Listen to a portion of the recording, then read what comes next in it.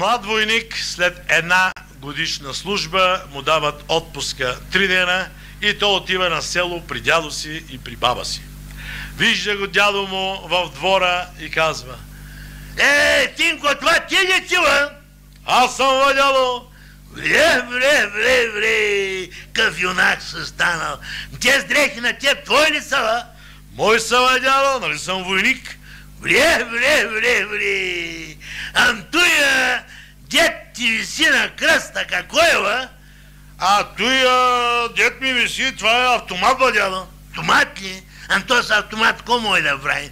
Какво му да прави, бе, дедо? Погледни оградата, гледай сега. Гледай, дедо, оградата падна.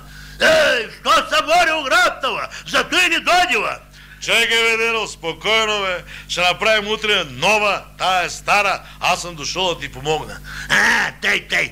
Той дед ти виси на коланя какой? Той на колана, дедо, е бомба. Таз бомба, какво му и да прави? Какво му да прави? Дядо, виж и нужнико. Фърлям бомбата, буф, нужника го нема.